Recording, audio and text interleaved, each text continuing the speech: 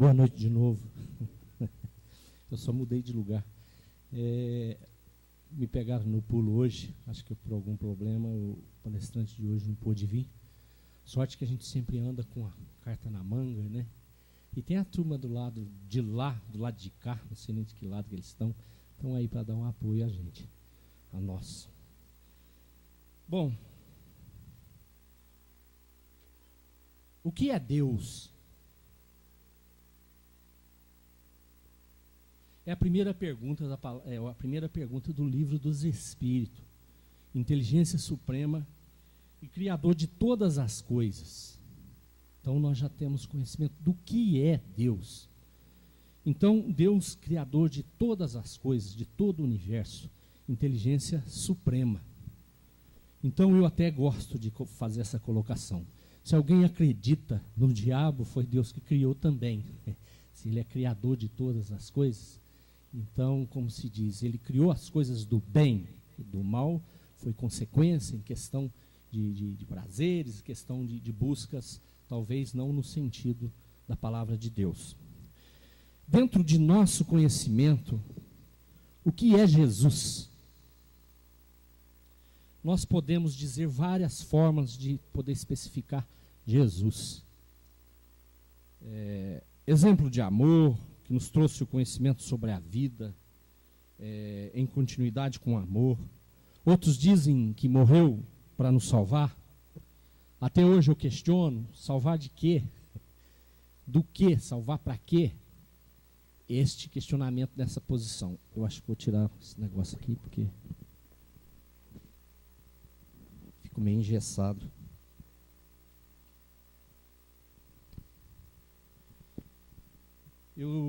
Há pouco tempo, aí no final do ano, nós estivemos lá na paróquia do Marte do São Sebastião. Houve uma apresentação de corais natalinos, já era o 12º, parece, a gente foi em 2, excelente, corais de todos do sul de Minas, todo apresentando músicas natalinas, excelente. Entre algum intervalo, eu comecei a prestar atenção em questão do local, do ambiente. Todos os templos são parecidos porque a intenção de todos os templos para que nos eleva o pensamento, a bondade, a criação divina, a nosso Senhor Jesus Cristo. Mas dentro daquele tempo, naquele momento, eu fiquei vendo, né, as imagens, a Via Crucis, né, geralmente expostas nas igrejas católicas, e fiquei observando um Jesus Cristo, que nós sabemos que Cristo é a condição, não é um sobrenome, o nome dele não é Jesus Cristo, o nome dele é Jesus. Cristo é a condição, é o Cristo do planeta Terra, o governador do planeta Terra. E fiquei vendo a exposição do sofrimento, a exposição do que nós, vamos falar nós, porque nós estamos aí, vamos falar mais de 2000 anos nessa busca de evolução, de crescimento, sempre buscando este crescimento, colocando dentro do próprio ensinamento de nosso Senhor Jesus Cristo, e ainda fizemos com que foi feito em questão da crucificação de Cristo. Nada do que ele não sabia, ele estava previsto, ele sabia de tudo que iria acontecer, porque ele era Cristo, ele é Cristo. Ele teve resignação para aceitar essa proposta divina para que viesse. Foi a única forma de amor que ele conseguiu ensinar. Está certo que todas as suas palavras foram escritas dentro dos evangelhos, mas a forma que nos comoveu foi a crucificação, a Via Crucis. Foi a partir daí que nós começamos a entender o que realmente era o amor que ele queria nos ensinar. Nós talvez aprendemos, entendemos, mas ainda talvez não aprendemos, porque talvez nós não usamos deste ensinamento de nosso Senhor Jesus Cristo. Há muitos questionamentos que dizem, ele tinha lá o poder da manipulação física, que nós não chamamos de milagre. Era simplesmente o poder da manipulação, de modificar o seu peso para poder conseguir andar sobre as águas, a modificação da água em vinho, Tudo isso era um poder de modificação das leis da física, que era também o poder da cura. Hoje nós fazemos isso, né?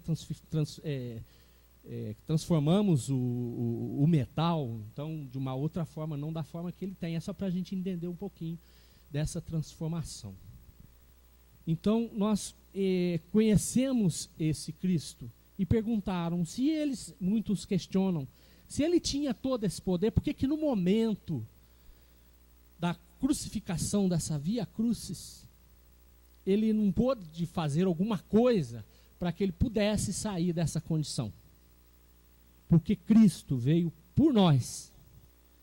Qualquer atitude dele naquele momento, ele estaria fazendo por ele. E não foi essa a proposta.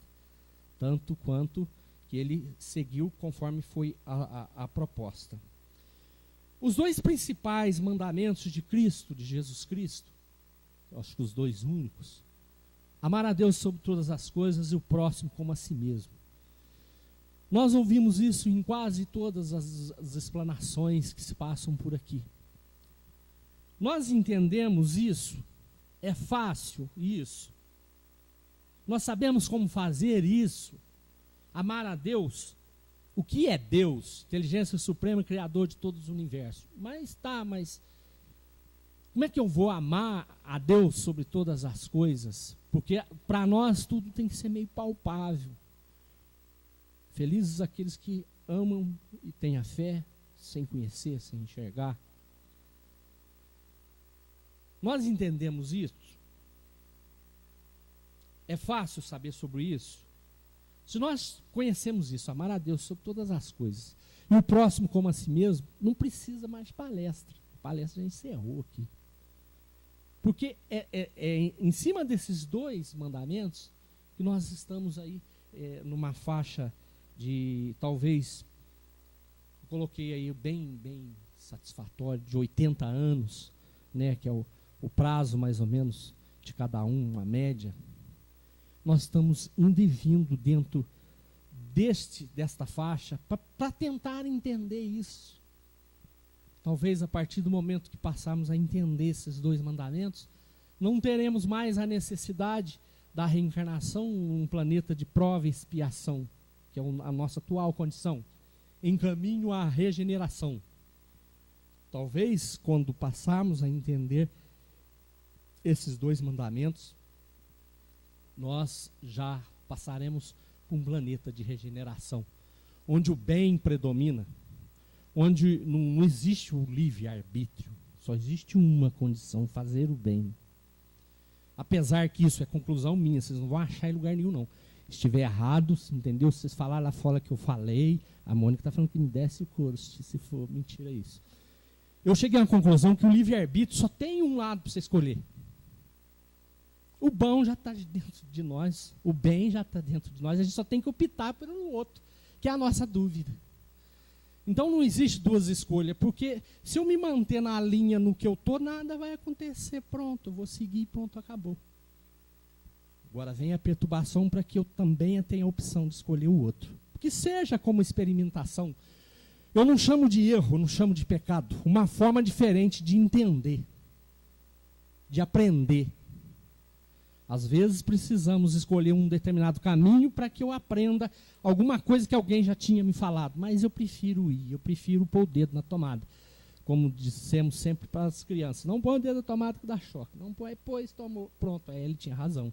Então, o saber que dá choque nós sabemos, mas às vezes precisamos experimentar.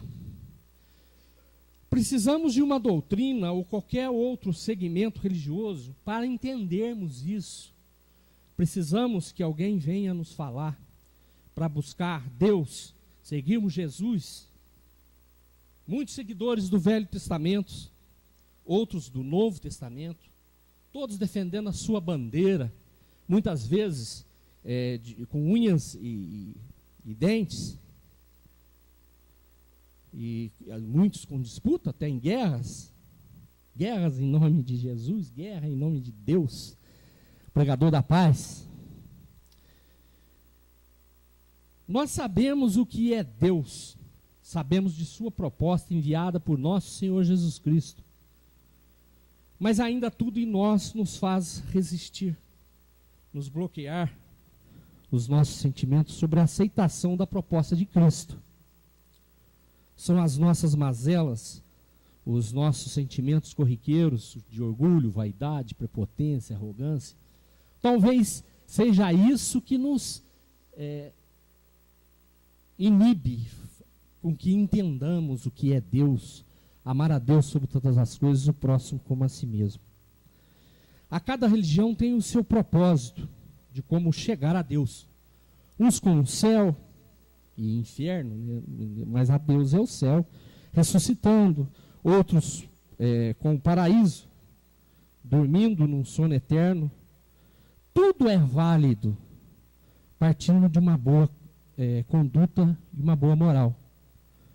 O resultado, nós todos teremos o conhecimento.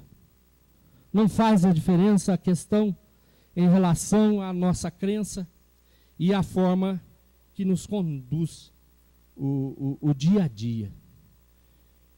Então, qualquer condição que acreditamos, nós chegaremos a Deus. O que nós precisamos é justamente preocupar com a nossa boa moral, com a nossa fé. Não importa se eu vou ressuscitar, se eu vou dormir lá no paraíso, esperar que alguém me acorde, se eu vou reencarnar. Por enquanto, isso não faz diferença.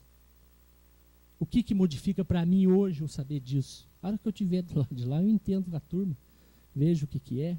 Nós temos aí, principalmente nós espíritas, a todo momento, recebendo mensagem do que realmente é do lado de lá. O que nós precisamos é ter a sensibilidade de entender. Mas como a partir de um certo momento, quando reencarnamos, nós passamos a ser material, muito mais material do que espiritual, aí a gente fica com medo. Começamos a ter medo da morte, começamos a ter medo de ir embora, de sair do parque de diversão. Prova e expiação é o nosso planeta. Expiar, com X. Pagar, cumprir uma pena. O preso está na cadeia fazendo o quê? Expiando pelos seus erros, pelos seus crimes. Prova e expiação, nós estamos fazendo o quê aqui? Expiando por nossas má conduta de outras vidas, de vidas passadas. Porque não existe castigo, Deus não é punitivo, não existe o pecado, não existe o errado. Existe a oportunidade de fazer de novo. É como se fosse num colégio. Você não foi para a 6ª série, você volta para a 5ª, vai lá aprender de novo. E as coisas são mais ou menos nesse aspecto. Então Deus nos dá essa oportunidade de refazimento. Então expiar dentro desse sentido é justamente isso. Vim aqui aprender a amar. Vim aqui a buscar uma boa moral, insistir naquilo que eu errei, para que eu faça bom de novo. Até nós sempre dissemos que o inferno do Espiritismo tem porta. A gente entra e sai a hora que quer, porque o inferno está dentro de nós. Eu acredito que muitas pessoas, isso aí a gente fala muito na CRENOC, que nós fazemos um trabalho, falar trabalho em centro espírita fica meio complicado, né? Nós fazemos um acompanhamento lá na casa da CRENOC, que é recuperação de alcoolismo e drogados.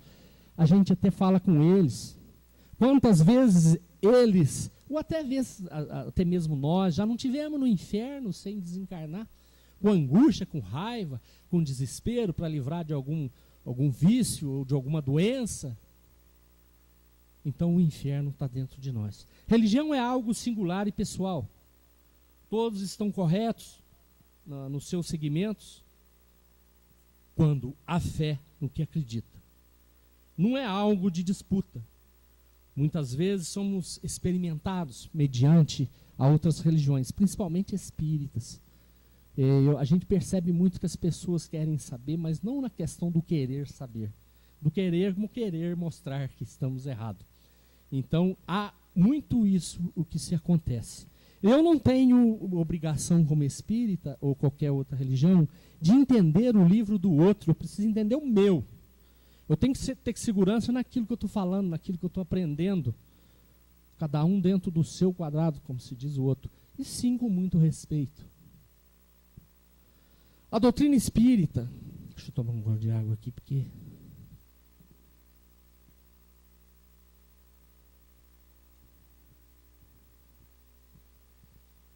A doutrina espírita, ao longo de mais de 150 anos, nos comprova a continuidade da vida. Vem nos ensinando que não morremos. Sempre em continuidade, desde a criação de nós simples ignorantes, lá no princípio como fomos criados por Deus.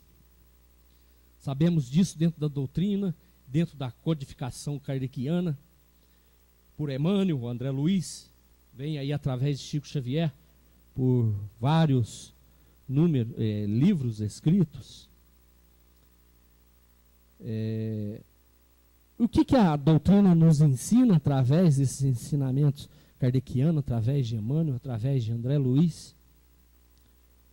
Nos ensina a viver o céu aqui na terra. Nós não viemos dentro buscar o conhecimento da doutrina espírita para querer ir para o nosso lar. Entendeu? Há sempre uma pergunta que se faz aqui, eu acho que já está até repetitiva, mas tem gente nova aqui, eu acho que pode repetir. Quem quer ir para o nosso lar? Ou céu, para quem quiser aceitar. Todos, né? Com certeza. Quem quer ir agora? Né? Não estamos com a mala pronta. Então a doutrina espírita, na verdade, a doutrina espírita vem nos fazer com que estamos com a mala pronta a todo momento. Para que se for amanhã, não vai fazer diferença nenhuma. Vai fazer uma diferença sim por uma questão dos entes queridos, que às vezes ficam. Mas pelo conhecimento da doutrina espírita, nós sabemos que há um reencontro, há um reencarne novamente, temos um outro espaço onde parentes, há muitos livros que nos constata isso, com moradias, parentes que já estão lá na moradia, junto com a avó, junto com avós, junto com o pai. É simplesmente uma continuidade, uma preparação para um novo retorno. É por isso que nós temos que aprender a nos desapegar o mais possível, estar com a mala pronta. Ou tem uma vaga para o nosso lar para ir hoje, eu sou o primeiro a querer ir, porque eu não tenho apego. Eu gosto de colocar aqui a xicrinha que a vovó deu, está guardado no armário, ninguém pode pôr a mão. Vai desencarnar, vai ficar vigiando a xicrinha lá no armário, lá dentro de casa. O Fusca Verde do meu pai, eu até vendi para eu não ficar vigiando ele aqui. Nossa, estão mexendo na roda do Fusca Verde que eu desencarnei, que eu larguei. Então é para isso, eu não preciso ter nada aqui. Aqui é simplesmente o uso e fruto, como se diz. Eu tenho que estar com a mala pronta. Essa é a oportunidade que a doutrina espírita nos dá. Viver o céu aqui. Ser feliz aqui. O resto é continuidade. Eu não preciso preocupar. Quando a gente começa muito a buscar e agarrar no terço, como se diz muito, por aí e tal, é por quê? Porque eu sinto que eu tenho alguma pendência e eu preciso rezar para que eu livre dela antes de eu desencarnar. Porque vai que eu vou para o inferno. Então é a nossa preocupação. E essa preocupação é porque nós fazemos aqui. Fazemos a bondade aqui. Para que no desencarne eu simplesmente continuo sem precisar olhar para trás. Sim, saudades dos entes queridos, isso é normal. Mas que tenhamos essa compreensão. Se eu sou canalha, desonesto, aqui no planeta Terra, serei canalha e desonesto em qualquer lugar, enquanto eu não melhorar isso. Eu preciso deixar de ser canalha e desonesto aqui no planeta Terra para que eu vá para um lugar melhor quando eu morrer. Então é mais ou menos isso. Aos viciados a gente fala, largue do vício enquanto está desencarnado. Porque desencarnar viciado, continua viciado. Porém, com uma condição pior, sem acesso. Porque encarnado eu tenho acesso, eu sei aonde que tem, onde que vende, eu sei o que eu tenho que fazer. Desencarnado, você sabe onde tem. Está fácil até se fosse para pegar, mas você não tem acesso. Que eu acho que seria realmente o inferno. Quando nós viemos para o planeta Terra, houve uma proposta reencarnatória. Já sabíamos para onde estávamos indo. graças ao bom Deus poderoso, nos deu a bênção do esquecimento. Mas o nosso sentimento já estava implícito em nós, seres, espíritos. A bondade, o respeito, a generosidade e todas as boas qualidades, assim também como as má tendências. Então, como eu disse, isso já está dentro de nós, porque, segundo as informações, somos semelhantes a Deus.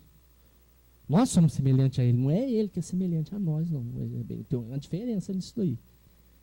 Então, essa questão da bondade do fazer está dentro de nós. As mazelas foram criadas a partir do momento que materializamos. Eu quero, é meu. Começa lá para os 5 anos, 6, 7, me dá, eu quero, é meu. E a partir daí a gente fica nessa luta, nessa briga.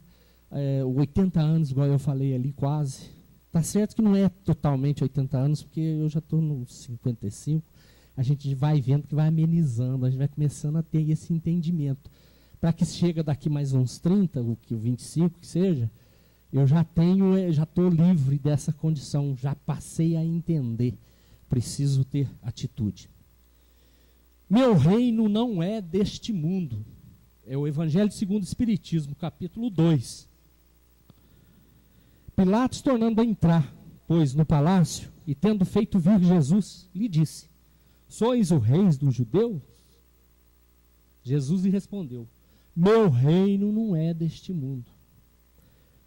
Por essas palavras, Jesus designa claramente a vida futura que ele apresenta em todas as circunstâncias, como termo para onde tende a humanidade e como sendo o objeto das principais preocupações do homem sobre a terra. Todas as suas máximas se dirigem a esse grande princípio. Sem a vida futura, com efeito, a maior parte dos seus preceitos de moral não teria nenhuma razão de ser.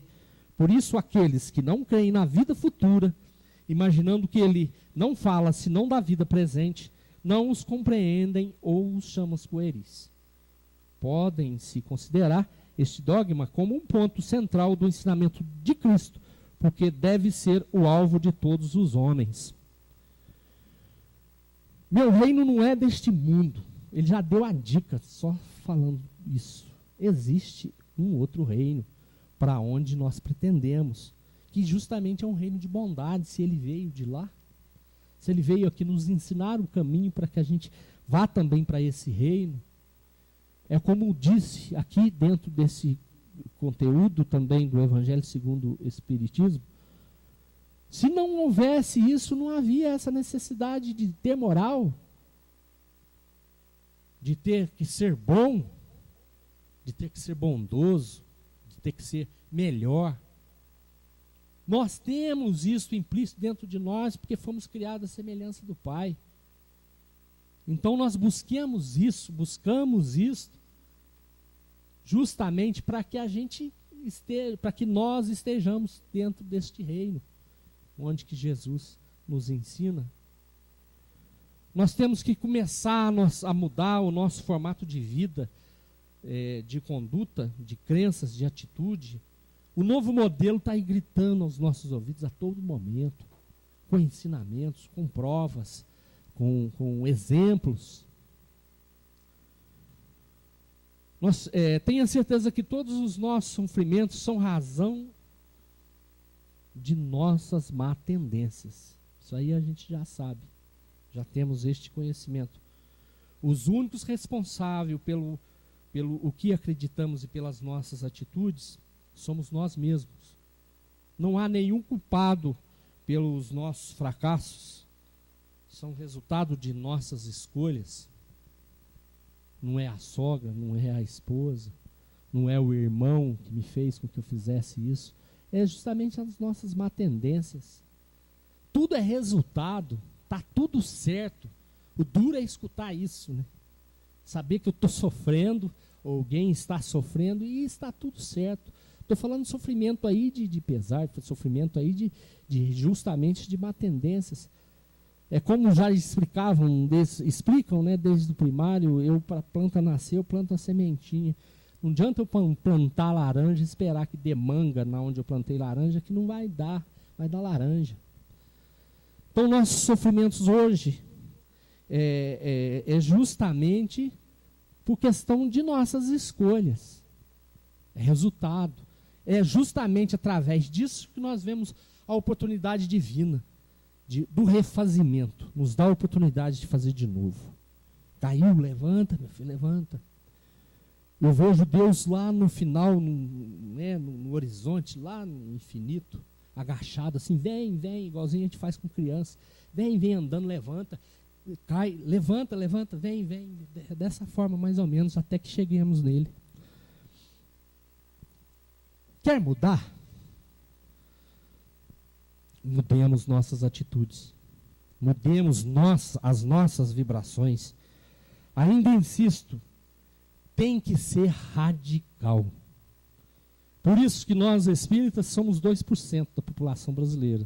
Isso no censo aí de uns 2 anos atrás, eu gosto de falar isso.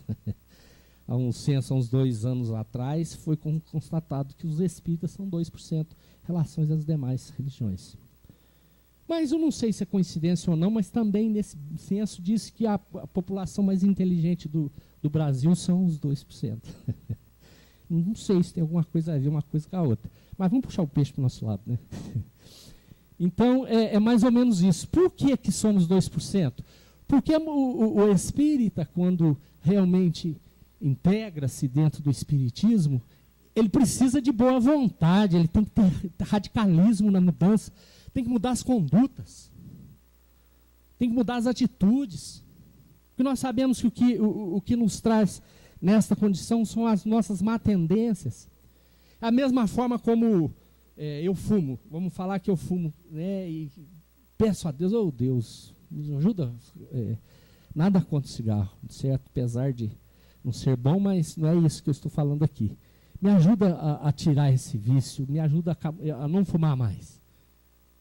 Aí passa um tempo, aí você pega um cigarro, fuma de novo. Nossa, tomara que eu não tenha escutado tudo, porque é um negócio bom, rapaz. Tomara que eu não escuta tudo, não, só um pouquinho, deixa eu ir fumando devagarinho. Então é isso, não existe isso, tem que ser radical a mudança.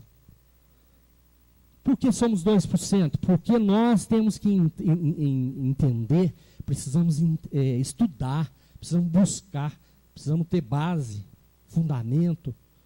Por que tem esse tanto de livro? Por que eles ficam insistindo em trazer informação para a gente? Nós precisamos dessa informação para que nós melhoremos.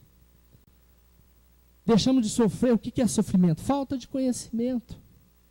A partir do momento que temos conhecimento, deixamos de sofrer.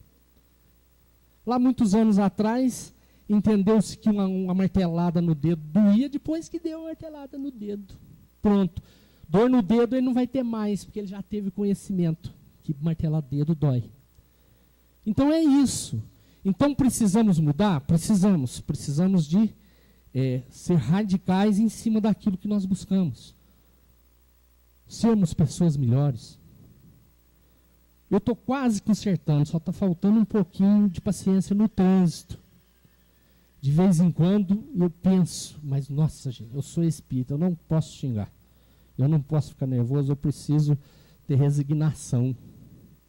Inclusive, no final do ano eu agradeci muito as pessoas que me ensinaram a ter paciência, a ter resignação, a ter compreensão. E agradeci principalmente as pessoas que jogam lixo lá na entrada do nosso sítio. Agradeci a eles, porque me ensinou a ter paciência e ter conformidade com aquilo, sem eu perder a paciência. Então é isso que nós precisamos. Então, na rua, a todo momento, temos que ser espírita, não dentro do centro, temos que ser católico, não dentro da igreja. É lá fora, 24 horas. Estou fugindo, mas uma hora chega lá. É a todo momento que nós temos que ser. Ser bonzinho dentro de um templo é chovendo molhado. Ah, meu irmãozinho, oh, bom dia, abraço, tal. Isso, mais aquilo. Muito bom. Igual eu falo, ser celibato dentro do mosteiro é fácil. Vai ser celibato lá em Copacabana, entendeu? Em Ipanema. Vai lá, vamos ver se dá conta. Nós temos que ser santos no meio da diabada, aqui fora, na rua.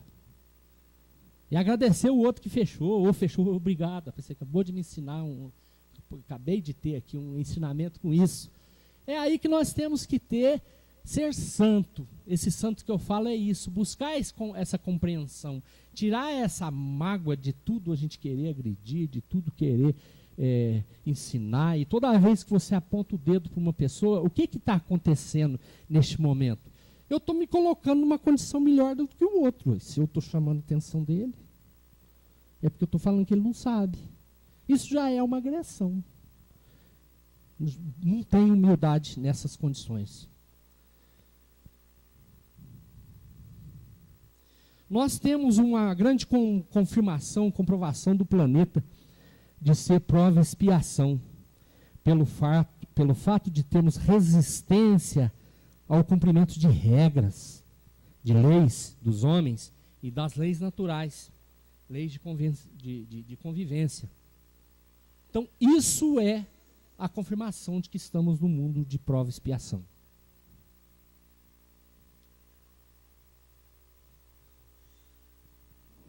Porque tudo nos dificulta. Porque nós sempre pensamos no nosso ângulo, no nosso campo de visão. Eu acho que as coisas deveriam ser assim, assim, assado. Você já viu que quando a gente está num caminho que a gente está acostumado, a gente modifica o trânsito todo? Aqui podia ter um sinal, aqui podia ter o caminho que eu faço todo dia e eu resolvo. Mas para mim, né? Eu estou resolvendo porque é o caminho que eu faço todo dia. Eu estou resolvendo para mim, mas não sei se estou prejudicando para alguém. Então nós somos mais ou menos isso. Então vamos começar a palestra então, gente. Tudo isso que eu estou falando aí, sei que é de conhecimento da maioria dos espíritas, mas nada mais que um preâmbulo para um assunto no meio religioso que hoje está em pauta. É sobre a unificação de religiões. Muito difícil pela questão de ainda há muito fanatismo, preconceitos, mas que assim aconteça. Há 1692 anos atrás, já fizeram isso, não sei se é do conhecimento de todos, o Concílio de Nicéia, no ano de 325 depois de Cristo, realizado o Concílio de Nicéia, na atual cidade de Iznik, na província da Anatólia, nome que se dá hoje à antiga Ásia Menor. Este foi o primeiro concílio ecumênico da Igreja, convocado pelo imperador Flávio Valérios Constantinos, que viveu aí 285 a 337, acho que deu 52 anos. Os imperadores da época já tinham abandonado a unidade religiosa. Porém, Constantino, estadista sagaz que era, ele inverteu a política vigente, passando a perseguição aos cristãos à promoção do cristianismo.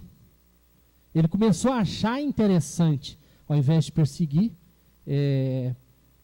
fazer uma promoção, buscar aquilo como um ensinamento e, através disso, ter a modificação, vislumbrando a oportunidade de relançar através da igreja a unidade religiosa no seu império. Contudo, durante todo o seu regime, não abriu mão da sua condição de sumo sacerdote do culto pagão ao sol Invictus. É onde que tem aí dentro desse assunto, quem quiser aprimorar mais, busca lá, porque é extenso esse assunto, eu vou falar em pouco tempo. E nisso tudo, ele usou de muitos que já se usava na crença dos pagãos. Inclusive os templos católicos, as basílicas, tem uma cúpula no parte superior, onde que o sol ilumina o orador, pela crença do sol Invictus. Tinha um conhecimento rudimentar da doutrina cristã. A sua intervenção em matéria religiosa visava, a princípio, fortalecer a monarquia do seu governo. Na verdade, Constantino observava a coragem e determinações dos mártires cristãos durante as perseguições promovidas por Diocleciano, em 303. Sabia que, embora ainda fosse minoria, 10% da população do império, os cristãos se concentravam nos grandes centros urbanos, principalmente em território inimigo. Foi uma jogada de mestre no ponto de vista estratégico fazer o cristianismo a religião oficial do império. Isso aí foi uma tentativa de uma unificação. Constantino visava adotar a igreja uma doutrina padrão, pois as divisões dentro da nova religião que nascia ameaçavam suas autoridades e domínio. Isso aí foi um golpe justamente por isso, porque eles estavam querendo entrar com algo que talvez o prejudicaria. Era necessário, portanto, um concílio para dar nova estrutura aos seus poderes. Tal concílio consagrou oficialmente a designação católica. Católica significa, derivado da palavra grega, universal. Então, católica seria a igreja universal, seria a única igreja que poderia existir. Aplicada à igreja organizada por Constantino, creio na igreja una santa católica apostólica. Poderíamos até mesmo dizer que Constantino foi o primeiro papa. Segundo os ensinamentos dentro do cristianismo, o primeiro papa foi Pedro. Mas foi um título honorário, não sei se é de conhecimento de todos, porque não tinha como ser. Porque a Igreja Católica foi criada 325 anos depois de Cristo. Pedro já tinha morrido já fazia muito tempo. Então, o primeiro papa dentro desse conhecimento histórico foi Constantino. Os 4 evangelhos canônicos, que se caracterizam tendo inspirado pelo Espírito Santo, não eram aceitos como tais no início da igreja. O bispo de Lyon, Irineu, explica os pitorescos critérios utilizados na escolha dos 4 evangelhos. O evangelho é uma coluna da igreja, e a igreja está espalhada por todo o mundo. O mundo tem 4 regiões, e convém, portanto, que haja também 4 evangelhos: Mateus, Marcos, Lucas e João. Então, teve várias formas deles querendo justificar o porquê dos 4 evangelhos. Justamente por isso. Sendo que existem mais de 60 evangelhos apócrifos, como os de Tomé, de Pedro, de Filipe, de Tiago, dos hebreus, dos nazarenos, dos 12 apóstolos, dos 70 que acompanhavam. Então todos eles escreveram sobre Jesus. E sempre quem era responsável pelos pergaminhos era Pedro. E foram recolhidos, através dos cristãos, todos. Muitos dizem ainda que os apócrifos caíram no chão e sobraram os 4. São Marcos, Lucas, Mateus e João. Mas nada se justifica sobre isso. Por isso, dentro das Escrituras, nós temos isso. Por isso que nos coibiu muito em questão do conhecimento, principalmente o de Tomé, que era um apóstolo que tinha um acesso muito grande com Cristo, que tinha maiores informações justamente disso que nós buscamos hoje através do Espiritismo, sobre reencarnação, sobre vida do outro lado. Então foi escolhido neste momento aquilo que fosse em comum acordo com Romano e Grécia, a crença dos pagãos. Então tem muitos dogmas, muitos rituais que ainda se prevalecem de Roma, da crença do politeísmo, da crença em vários deuses. Inclusive as vestes do orador, do padre, tudo parecido com Roma. Tudo tinha que ter um pouco lá e um pouco cá. Porque Constantino não entendia como que acontecia de colocar leões para devorar cristãos. E o trem pipocava, continuava pipocando cristão para quanto é lado. Ninguém entendia o que acontecia. Que eles, até certo ponto de perguntar, Jesus ensinou apenas vocês a morrerem? Não, ensinou a te amar. E acontecia. Há uma outra história fora disso daqui, que dizem que toda vez que iam colocar cristãos a ser sacrificados aos leões, aparecia Nossa Senhora antes. e começava a cantar junto com eles. Eles ficavam cantando, eles estavam vendo Nossa Senhora. E nesse momento que eles estavam cantando, ele não estava vendo leão, ele não estava vendo nada, não acontecia nada. Ele saía daquilo e já estava no mundo espiritual. Sem ter esse sentimento de devoramento lá de leões, de nada disso. Isso incomodava os pagãos. Como é que acontece que esse povo vai lá rindo, cantando, o leão comendo, eles cantando? Como é que entende? Tem que haver alguma coisa. Foi aonde que aconteceu o concílio de Nicéia. Bom, toda essa explanação sobre essa unificação é que ultimamente o que mais se ouve pela espiritualidade, através de grandes expositores, de Valdo Franco, com a mensagem através do Espírito de Bezerra de Menezes, Haroldo Dutra, sobre a religião da nova era, também através de livros, um último até lido por mim, que chama As Guardiões do Karma, de Vanderlei Oliveira, pelo Espírito Pai João de Angola, falando sobre a Umbanda, onde sempre houve no mundo espiritual unificação com o Espiritismo. Também um livro editado pela FEB, de 160 páginas, Orientação aos órgãos de unificação. E há uma filmagem também do Papa Francisco falando sobre a unificação. É que sempre nós busquemos também o conhecimento sobre as demais religiões.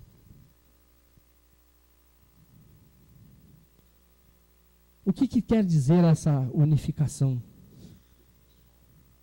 Mantemos a frase de Allan Kardec: fora da caridade não há salvação. Isso é o principal na nossa existência. O que é a unificação religiosa? Não é dizer que o Espiritismo vai ter a mesma cultura da Umbanda, também cultura belíssima, do mesmo formato de Espiritismo, muitas vezes mal interpretado por pessoas que não têm o conhecimento.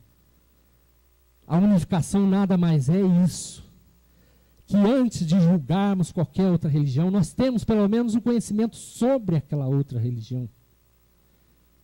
Não vamos nós modificar porque dentro de uma outra religião acredita-se na ressurreição, o Espiritismo acredita na reencarnação.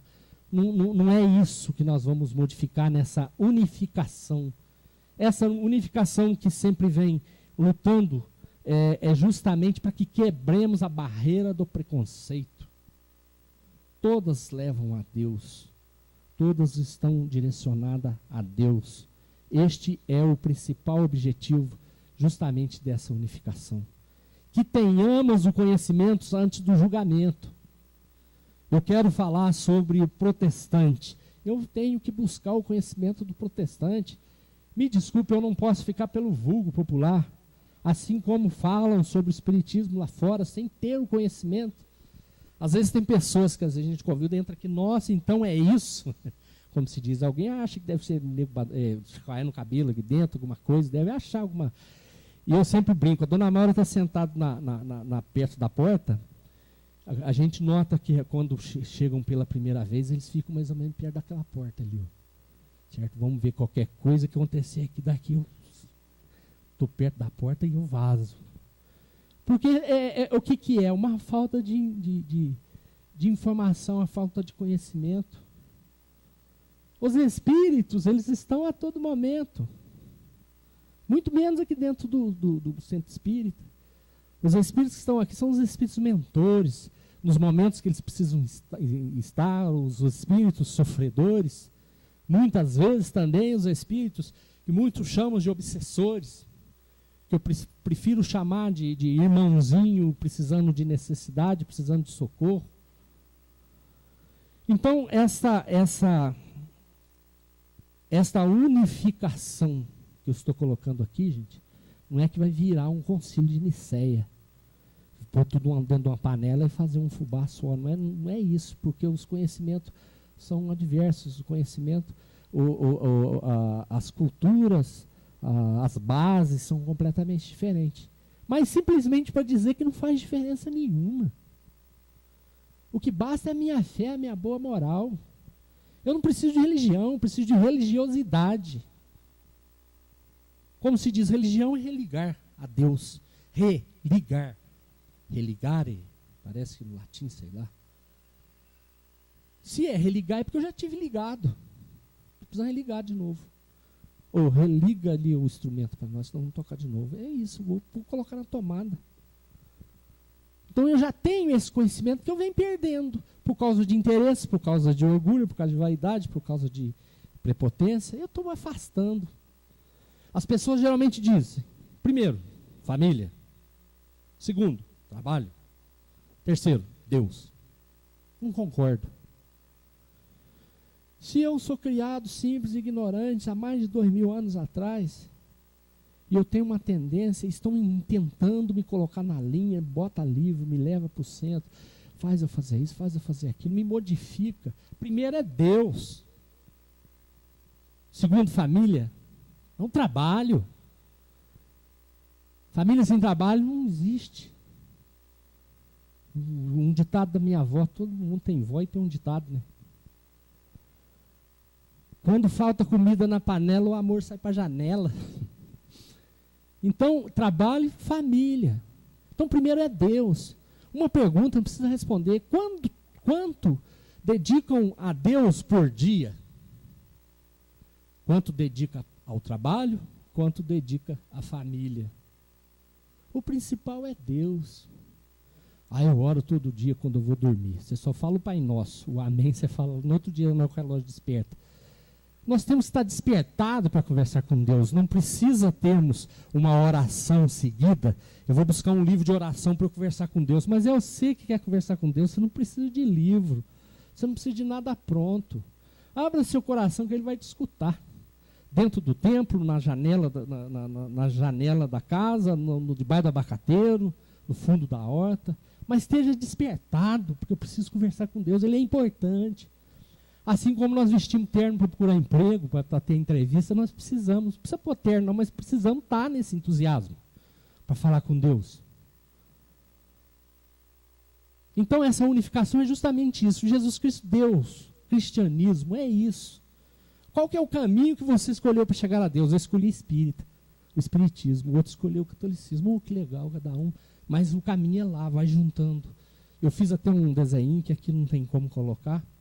Existe uma plataforma, existe uma divisão, isso dentro desse ensinamento.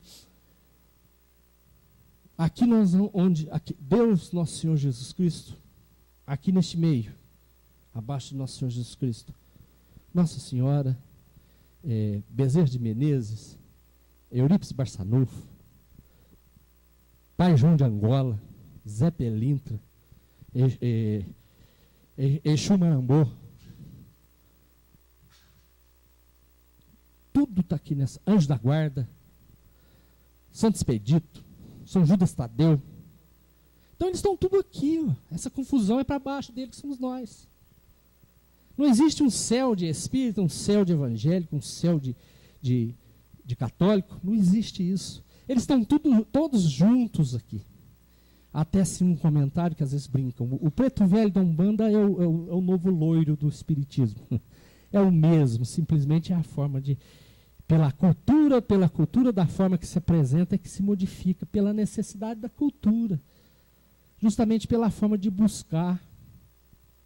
Simplesmente um pequeno conhecimento através deste livro que eu acabei de falar, que é muito interessante, quem quiser entender, principalmente quem tem ainda esta confusão sobre Umbanda e Espiritismo, leia O Guardião do Karma, de Vanderlei Oliveira, pelo Espiritismo Pai João, onde que ele fala que estão todos no mesmo patamar.